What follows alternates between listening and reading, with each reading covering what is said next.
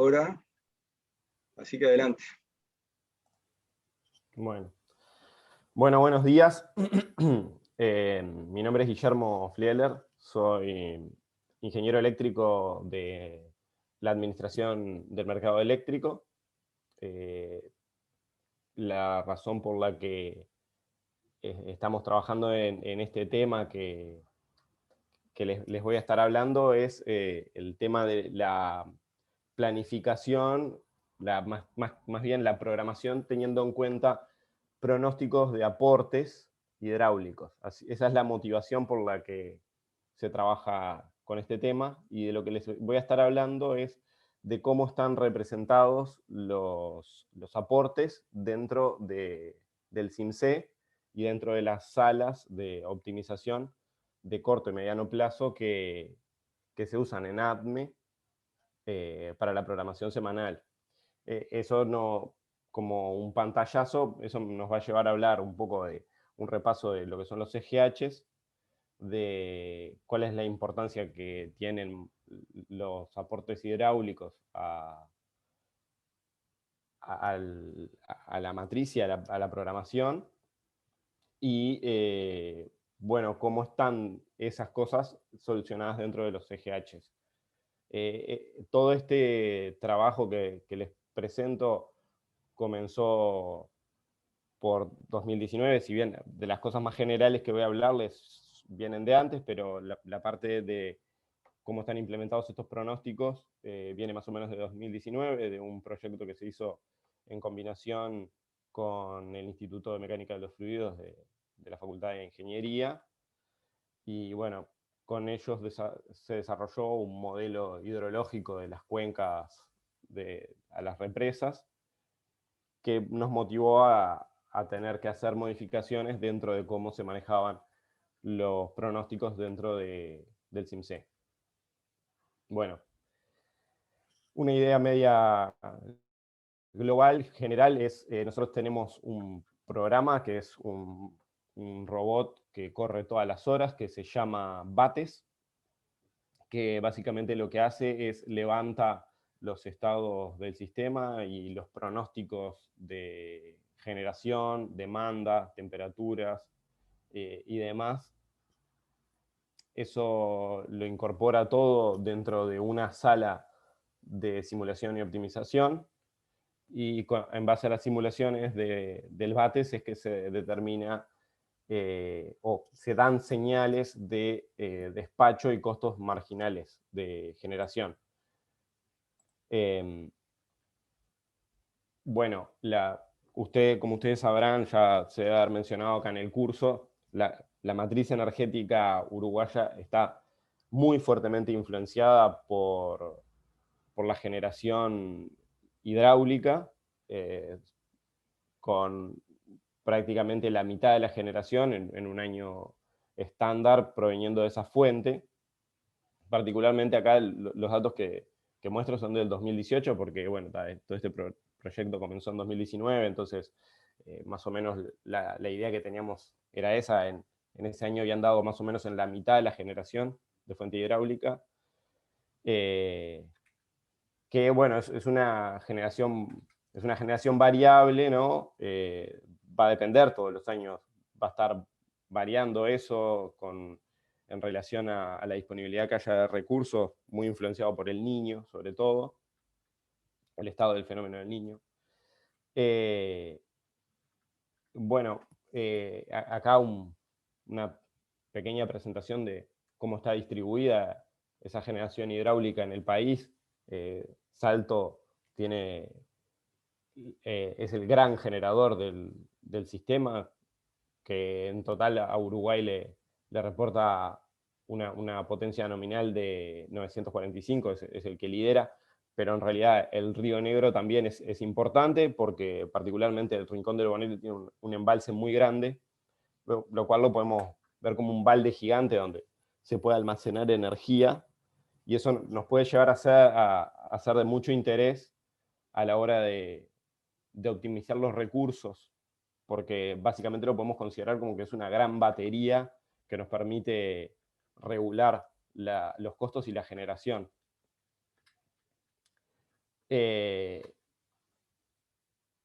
Esto tiene mucha importancia porque el poder manejar esto nos permite manejar los riesgos en el sistema.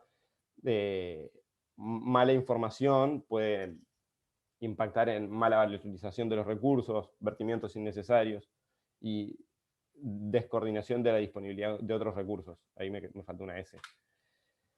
Los riesgos, bueno, particularmente no tener en cuenta correctamente los aportes implica poder llegar a cotas muy altas, por ejemplo. Eso es un riesgo que puede haber. Estos son imágenes de las grandes inundaciones del 59, una imagen de Mercedes inundado y Rincón del Bonete también desbordado.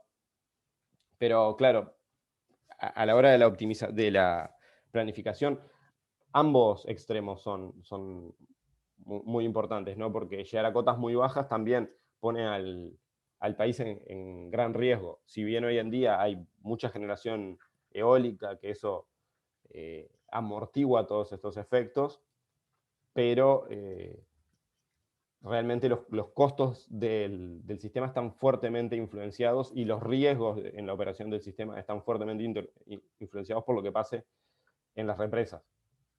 En ese contexto fue que, bueno, se decidió hacer un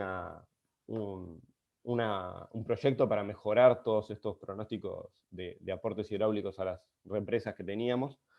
Particularmente de Salto Grande nosotros ya teníamos una buena fuente de pronósticos, entonces nos enfocamos sobre todo en el Río Negro. Estos pronósticos, además, con los que se contaba de Salto Grande, son compatibles con los que nosotros hicimos. Eso lo voy a explicar un poco más adelante. Pero bueno, está por acá un pantallazo más o menos. A lo que se decidió entonces enfocarse es a generar pronósticos de aportes en base a ensembles de pronósticos de lluvia. Los ensembles son básicamente conjuntos de realizaciones distintas para una misma variable en un mismo periodo de tiempo, donde se parte de estados levemente perturbados frente al estado inicial medido de la atmósfera, y con eso se generan estas tiras de datos. Particularmente nosotros estamos usando el modelo de la NOAA, que es el GEFS, que es en su conjunto cuenta con 21, originalmente contaba con 21 miembros, ahora con la última actualización son 31 miembros, es decir, a la medición que se hace del estado de la atmósfera, la estimación del estado de la atmósfera, se le realizan 31 perturbaciones y con cada una de esas perturbaciones del estado inicial de la atmósfera se genera un pronóstico corriendo los modelos atmosféricos de evolución del sistema.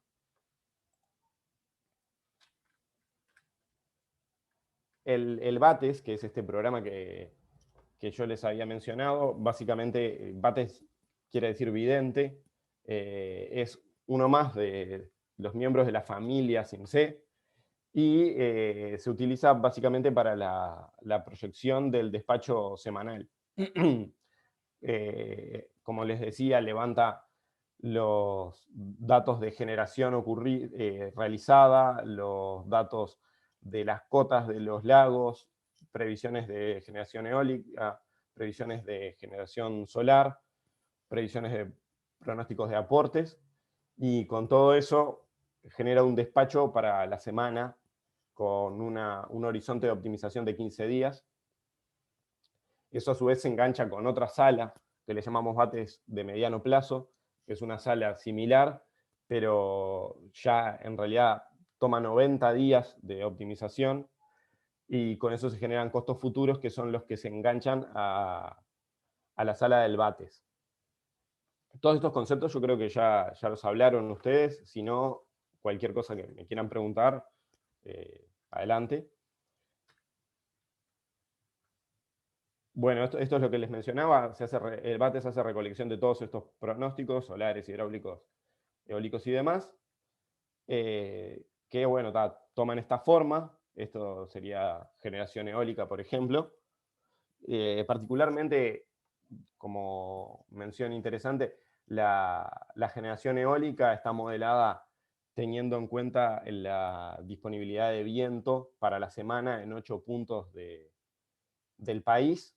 Con eso se generan los pronósticos de viento para las distintas centrales, y eso luego se alimenta la potencia que podría generar todo el sistema al Bates. Bueno, esto también es lo que les mencionaba, usa los estados de los lagos, la disponibilidad de las máquinas, cuáles máquinas están funcionando, cuáles máquinas tienen planificado entrar en el mantenimiento, por ejemplo. Y bueno, se da una previsión de la operación que se va a tener para la semana. Bueno, así, esto es lo que les mencionaba, ahí es donde están disponibles para descargarse las salas si quisieran bajar las salas, verlas, hacer alguna prueba de correrlas, ver qué tiene. La sala Bates es una sala de SimC normal como las que ustedes han visto, me imagino, con las particularidades de que tiene un nodo único, de que la energía solar y eólica están concentradas en un único actor, cada una, perdón, en una única fuente, cada una, y bueno, tiene un sumidero para posibles excedentes exportables. Los generadores hidráulicos, particularmente, que es lo que nos estaría interesando, cuentan con un estado inicial, límites de cotas, control de cota, control de crecida. Eso se penaliza por llegar a cotas muy altas o llegar a cotas muy bajas para dar una señal a la operación de que no se quiere superar ciertos límites y de que el superar ciertos límites implica ciertos riesgos y entrar en sobrecostos por acercarse mucho a situaciones de operación peligrosas.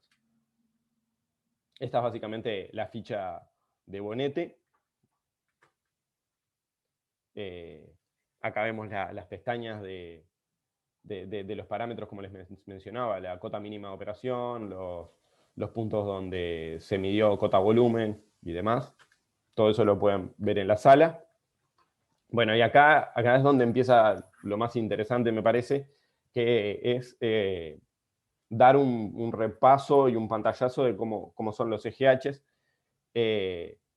Los EGHs se podría básicamente hablar de que hay como 3 etapas, ¿no? Está la fuente sintetizador. La fuente sintetizador sería una como esta que estamos viendo ahí, el formulario este, donde se tienen las guías, se tiene el nombre de la fuente, desde qué archivo lee y demás.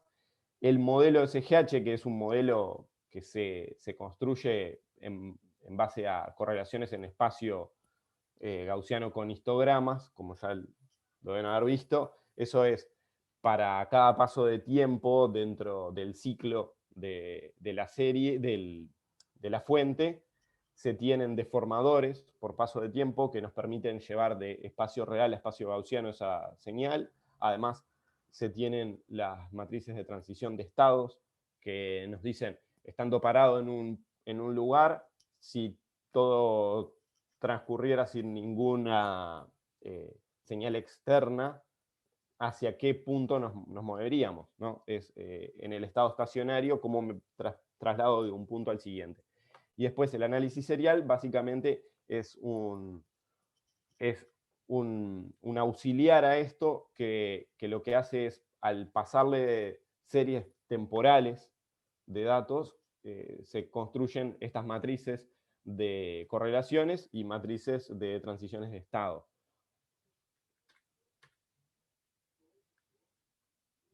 Un zoom acá al formulario, ahí donde se ingresa la duración del paso, el archivo de datos y el nombre de la fuente. Y acá, esto que me parece bastante interesante, es la ficha del cono. El cono vendría a ser lo que le llamamos el cono es la forma que tiene la apertura de las señales y el ruido que se le va introduciendo a la señal a lo largo del tiempo, ¿no? Nosotros podemos tener una guía y a esa guía generarle ruido alrededor de esa guía que sea variable en el tiempo, ¿no? Acá tenemos NPCC es número de pasos de control de cono, NPLC es número de pasos de liberación de cono, NPSA es número de pasos sin apertura, y este es número de pasos de apertura del cono, ese es NPAC, número de retardos y la apertura inicial. Acá un dibujito muy, muy simplón que hice para tratar de ilustrar eso es la línea punteada en azul es la guía.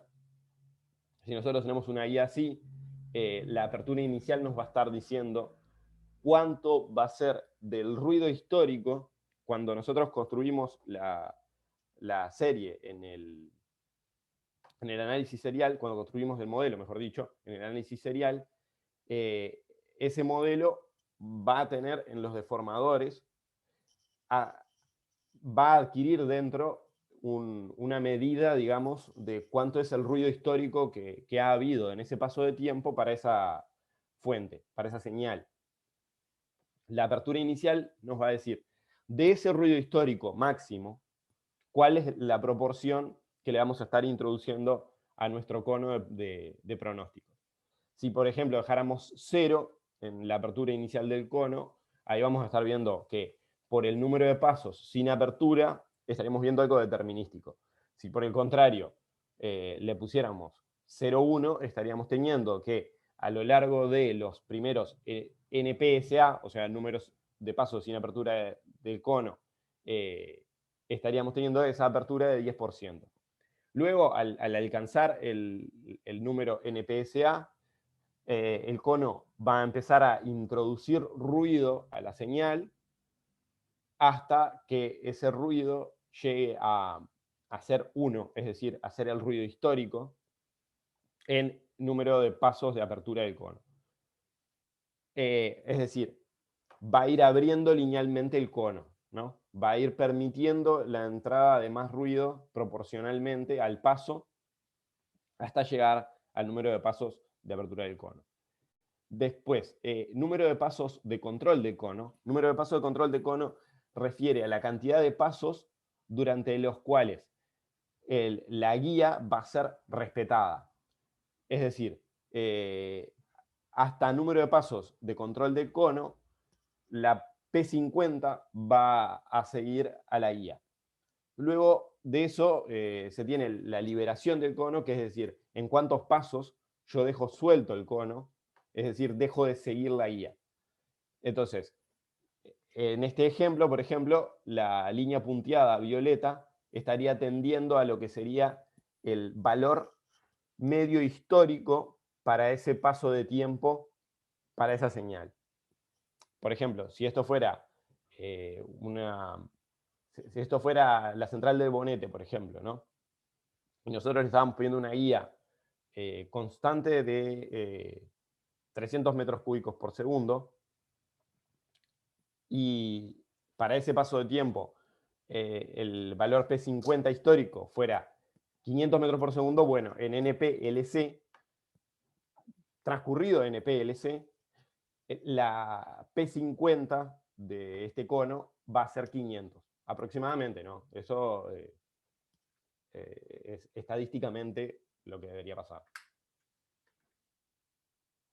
Bueno, esto no tiene mucho interés, pero esto sería básicamente si uno quiere simular usando datos históricos, es decir, tiene una serie de datos de, por ejemplo, aportes ocurridos, medidos, y quiere decir, bueno, ¿qué pasa si yo asumo que conozco fielmente la señal?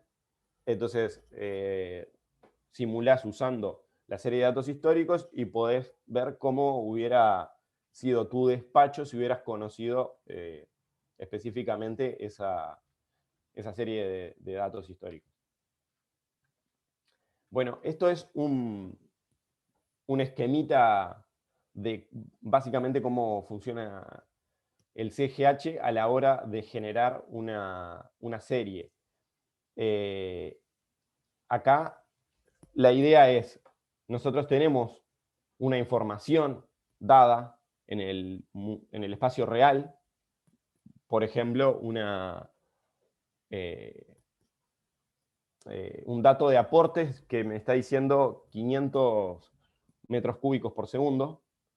Entonces se le aplica una transformación no lineal que lleva ese dato al mundo gaussiano de esa serie.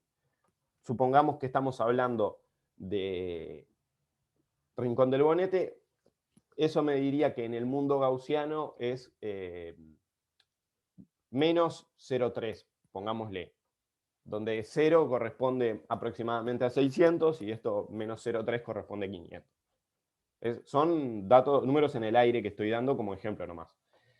Con eso se identifica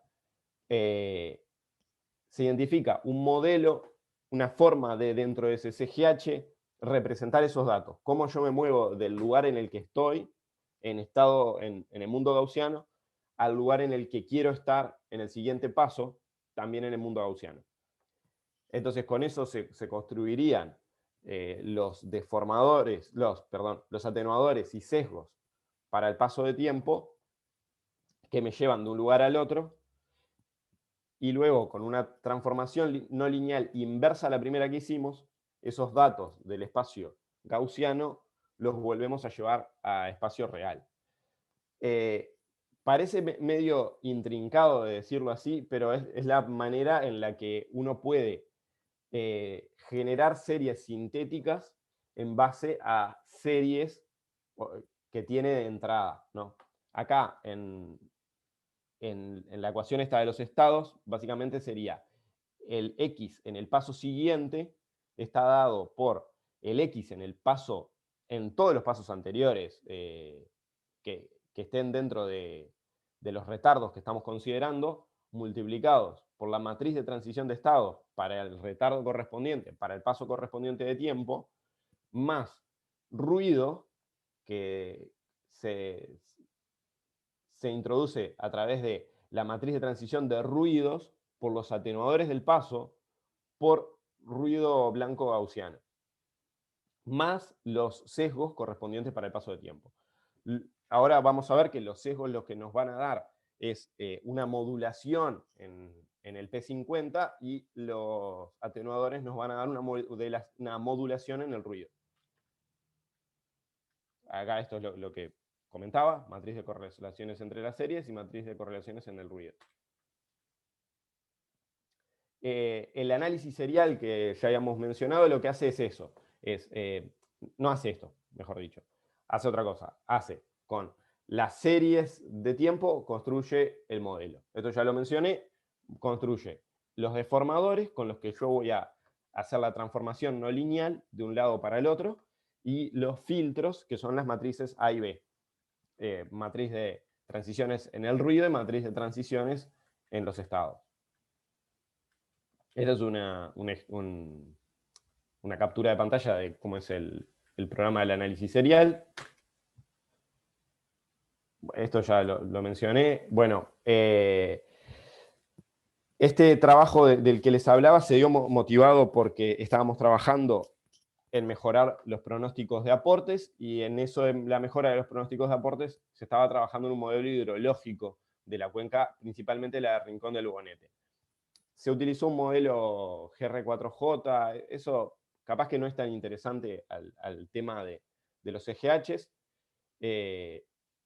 Básicamente ese es el modelo que se utilizó, no creo que tenga mucho interés para lo que estamos hablando ahora. El modelo utiliza la evapotranspiración potencial, la capacidad de almacenamiento de agua en el suelo, y bueno, el principal input que tiene es los aportes teóricos registrados por UTE en base a las cotas y el balance de masas en la represa. Esto es un ejemplo de un ensemble de precipitaciones. Esto es lo que yo les hablaba. Cada uno de estos miembros son perturbaciones son corridas que se generan en base a perturbaciones del estado inicial de la atmósfera de un mismo fenómeno.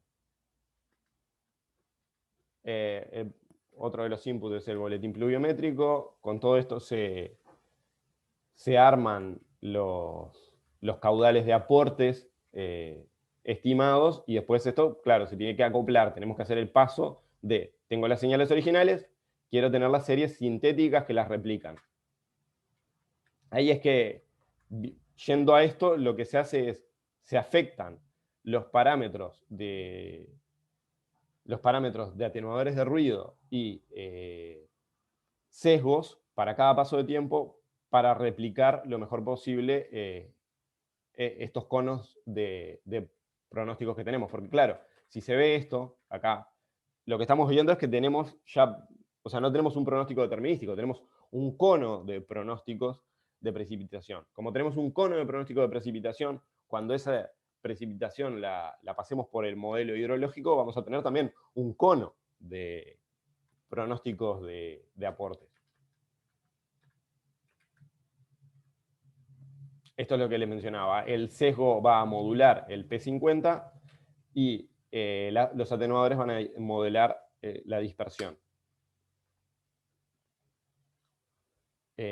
Capaz que no lo menciono todo esto porque puede ser bastante tedioso, pero bueno, la primera es la ecuación original de la que veníamos hablando, con la simplificación de que ahora estamos hablando de tener un retardo, o sea, de no tener retardos, un retardo solo. Solamente miramos el paso anterior, no miramos más pasos para atrás. Entonces, para el ajuste del valor esperado, como si nosotros miramos acá en el valor esperado, el valor esperado del ruido es 0, porque estamos hablando de ruido blanco gaussiano. Entonces, el problema simplemente se nos reduce a lo que queda en la ecuación 10, que es el sesgo del paso K tiene que ser tal que el valor esperado de la señal en el paso anterior multiplicado por A, mejor dicho, el valor esperado en el paso K más 1 menos el estado esperado en el paso K por A, que es la matriz de transición de estados. Con eso básicamente es que se construye esa guía que se va a seguir. En realidad, la guía se tiene, lo que se construyen son esos sesgos correspondientes. Para el cálculo de los atenuadores de ruido ya es otro cantar, porque acá lo que queremos es hacer que la distribución que tenga la distribución que tenga el ruido que pongamos sea tal que haga máxima la verosimilitud del ensemble de pronósticos que tenemos. O sea, para el paso en el que estamos, asumiendo una distribución dada, nosotros queremos calcular los atenuadores que hacen máxima la verosimilitud del ensemble ese que tenemos de datos. O sea, la probabilidad combinada de que se den cada uno de esos datos simultáneamente. No sé si vale la pena meternos mucho en las cuentas están acá.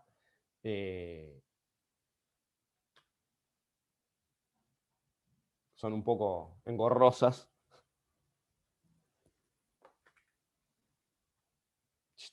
Al final del día lo que terminamos quedando es con un problema no lineal, donde lo que tenemos son un sistema que vincula los inversos de los atenuadores del ruido con sus inversos a su vez. Eso es un problema que no tiene una solución explícita, se busca mediante optimización también. Particularmente estamos usando los lagrangianos, los multiplicadores lagrangianos para solucionar ese problema. Esto es un ejemplo de cómo queda el ajuste que se hace. Acá vemos los 21 miembros de un ensemble comparados con la interpretación que hace el SIMC adentro de ese o sea, la salida que se tiene de un CGH que trata de replicar ese mismo cono. Se obtienen resultados bastante coherentes y acordes con esto. Bueno, acá se me desfasó un poco la imagen, me parece, sí. Esto básicamente es un esquema de cómo está realimentado el modelo hidrológico. Esto tampoco capaz que es de mucho interés en este momento. Estas son las evaluaciones que hicimos en su momento. Esto ya está bastante desactualizado porque es como la primera iteración que se hizo sobre el modelo hidrológico que estábamos manejando. Sería en la imagen de arriba los caudales comparados con los caudales pronosticados por el modelo en rojo comparados con los caudales teóricos medidos en la central del Rincón del Bonete. Hoy por hoy estamos en resultados bastante mejores. Lo interesante que se vio en ese primer estudio fue que se estaba en niveles de escorrentía que parecían adecuados, comparando con los medidos por la DINAGUA, con lo cual se asumió que el modelo estaba funcionando bien. Estos son ejemplos de pronósticos del modelo hidrológico en su formato de ensemble comparados con el caudal teórico medido. Bueno,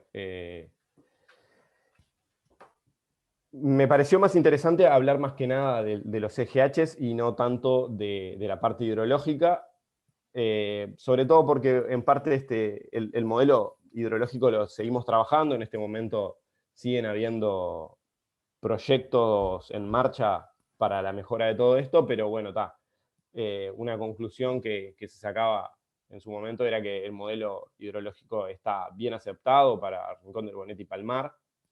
Es un dato interesante de esto es, nosotros originalmente se usaban un cono simplificado, como el que veíamos, que incluye el número de pasos de apertura del cono, con una guía. Esa guía se basaba básicamente en el estado inicial de los aportes que habían y alguna previsión que nos pudiera pasar UTE. El tener estos ensembles es una evolución importante, y porque nos permite tener una medida certera de cuál va a ser el ruido que puede haber en los pronósticos, ¿no? No es una cosa puesta así por imaginación, sino es realmente cuáles son las situaciones límites a las que nos podemos enfrentar en la semana. Si, por ejemplo, hay mucha probabilidad de que se venga una bomba de agua, o hay mucha probabilidad de que no llueva nada, o si es una cosa muy distribuida, esas cosas pueden afectar bastante y pueden ser de mucho interés. Más a veces que el conocer la propia guía, porque de repente se podría tener una situación en la que, no sé, la guía está dando muy poca precipitación, y si nos guiamos solamente por la guía, se nos escapa el hecho de que tal vez con probabilidad de 25% se viene una bomba de agua, y eso hay que tenerlo en cuenta, porque puede cambiar notablemente la operación y los costos. Yendo, por ejemplo, al valor esperado, no es lo mismo no es lo mismo tener una guía. ¿Cómo explicarlo esto?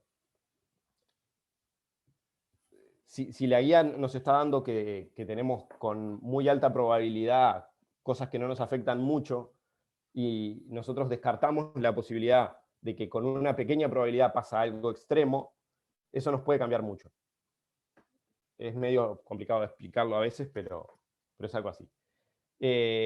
Los ensembles que se incorporan son compatibles con los de salto. Esto no lo expliqué muy bien, pero la idea es que nosotros cuando calibramos uno a uno los miembros, y como utilizamos la misma fuente que salto usa los GFS, entonces miembro a miembro son hermanos los pronósticos de Salto con los pronósticos de Rincón del Bonete, entonces pueden ser calibrados simultáneamente. Eso quiere decir, la crónica muy lluviosa de Salto va a estar empatada con la crónica muy lluviosa de Bonete. Si nosotros estuviéramos calibrando cosas que son de distintas fuentes, de repente no nos pasa eso, porque de repente si estuviéramos mezclando GFS, mezclándolo con el pronóstico de la Agencia Europea de Pronósticos, de repente ese primer miembro no tiene nada que ver con el primer miembro de ellos. Y en eso perdemos también información. Bueno, no sé si alguien tiene alguna pregunta. Acá menciono esto de que los modelos que se hicieron son suficientemente generales y flexibles para incorporar otras fuentes de pronóstico. Actualmente estamos trabajando en que este tema de los ensembles se aplique también a la generación eólica y a la generación solar. Todavía es un proyecto en marcha que no está terminado, pero básicamente es una metodología que es aplicable al resto de las fuentes.